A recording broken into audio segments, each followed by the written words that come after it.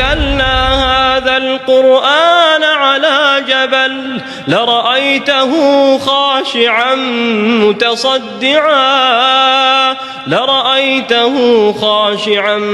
متصدعا من خشية الله وتلك الأمثال نضربها للناس لعلهم يتفكرون. Assalamualaikum, bersama saya Lia Syafina. So hari ni saya nak ceritakan satu kisah seram asrama, and this is based on true story. Okay, jadi kisah ni bermulanya dengan seorang pelajar wanita ni. Dia telah terlanjur dengan pakwa dia, iaitu pakwa dia tu sama juga sekolah dengan dia. Dan masa dia tengah pregnant kan tu, pakwa dia tu tak nak bertanggungjawab. So kisah dia, perempuan dia depression. So dia decide untuk bunuh diri. So dia pun dengan seorang dirinya, beranikan dirinya, dia pergi dekat tangki sekolah tu dan dia terjun dari tangki tu. Dan guess what? Dia tak mati, guys. Dia tak mati. Dia terjun tu, kaki dia sakit dah, kaki dia patah. Dan dia pun mengesot perlahan-lahan ke tangki tu, naik balik dan terjun semula. Dan bermulanya kisah berhantu di sekolah itu. Dan disebabkan peristiwa tu, macam-macam lah kacau, lepas tu histeria yang terjadi dekat sekolah tu. Dekat sekolah tu, dekat satu dorm tu, ada satu macam buai. Tapi buai tu panjang sangat, macam dari dinding sana ke dinding sini. Panjang lah buai tu. Dan dikabarkan buai tu tak ada siapa boleh usik. Pelajar yang duduk dalam dorm tu, dia tak boleh, kalau dia bersihkan rumah, dia akan kena kacau. Kalau dia usik buai tu pun dia akan kena kacau. So sampailah terjadinya pada satu hari ni, nak dijadikan cerita, dorm bilik tu rosak, direport. Lepas tu orang datang repair. So budak-budak ni dia dah bagi tahu dah kat pakcik tu, kata, contohlah kata pakcik tu Pak Aman, Pak Man, buai tu jangan usik, takut jadi apa-apa. So Pak Aman ni pun dia macam ambil sambil lewa je. Dia pun macam buat bodoh je. Lepas tu dia katalah, Pak Man tu katalah, alah, tak ada apa-apa lah kat sini, apa sangat, biasa je tu. Apalah, sambil Pak Aman nak betulkan lampu dekat bilik diorang tu, tiba-tiba Pak Aman dengar ada satu cakaran sebelah dia. Apa tu, sambung buat kerja dia. Dan tiba-tiba guys, Pak Man tu dia rasa macam dah meremang tau badan dia. Lepas tu dia pun dengar macam ada orang cakar lagi. Dan dia pun rasa macam ada sesuatu dekat belakang dia.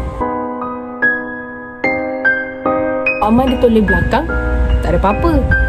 Lepas tu dia sama buat kerja lagi.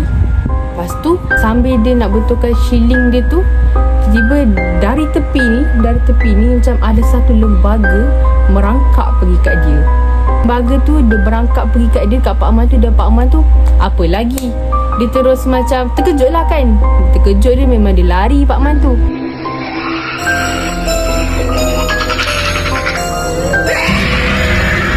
Jadi kisah yang kedua ni berlaku di salah satu asrama di Terengganu.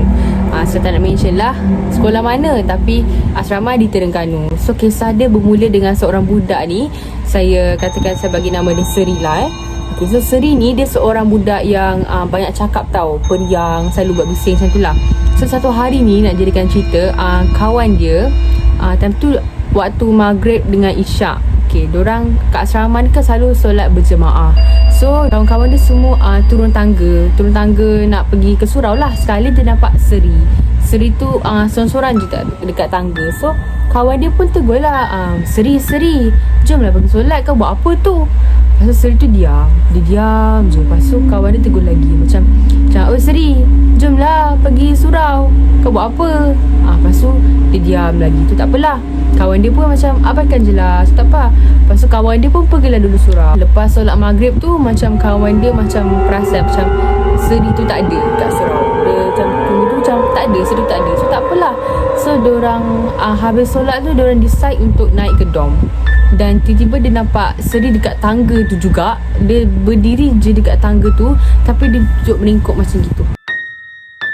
Lepas tu kawan dia dah rasa macam lain macam kan. So dia tegur lah, "Oi Seri, kau buat apa kat sini? Kenapa tak pergi surau?" Seri tu diam. Kawan dia pun rasa macam Seri ni dah lain tau. So tak apalah, kawan dia pun decide untuk panggil Ustazah nak rawat Seri tu. Bila Ustazah tu sampai je, bila diorang dah panggil Ustazah tu sampai je, Seri tu bersenyum tau. Dia tersenyum macam macam gitu. Ustazah pun mulalah proses nak mengubah baca surah tu kan. Sekali Seri ni dia start meracau macam tak tentu arah, menjerit semua tu. Kawan dia semua pegang dia, kiri kanan semua pegang dia, tapi macam dia kuat sangat. So macam tak boleh nak kawal si Seri tu sebab dia kuat sangat. So sampailah Seri tu dia tepis tangan kawan-kawan dia. Lepas tu tiba-tiba dia panjat dinding. So korang bayangkan lah, macam tiba-tiba manusia melekat kat dinding tu. So semua memang terkejut lah. Dia memang dah teruk gila. So panggil lah Ustaz untuk berubat. Sekali dia terjun dan dia lari satu asrama. Satu asrama tu semua kejar dia lah. Sebab dia tengah histeria kan.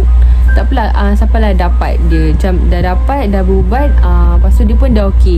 So selepas dah berubat semua tu, dah elok, esoknya tu Seri tu dia nak naik tangga. Dia macam mungkin dia pergi ke kantin, lepas tu nak naik tangga pergi dom dia lah kan. So memang kena lalu tangga tu.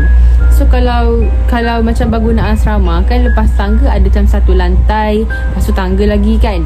Masa dia naik tangga tu, dia dengan kawan dia, kawan dia rasa biasa je, tapi dia nampak ada seorang budak duduk dekat lantai tu. Lepas tu tiba-tiba dia meracau lagi. Dia kena histeria lagi. Kawan dia pening lah, panggil Ustaz semua tu. So kesudahannya si Seri ni sampai, boleh dikatakan sampai sekarang, dia still boleh kena histeria. Macam itulah. Sebab yelah, orang kata kalau sekali kita dah kena, badan kita dah ada tapak. Macam dah ada tapak untuk benda tu. So ya mungkin sebab tu kot dia macam mudah untuk benda masuk dekat badan.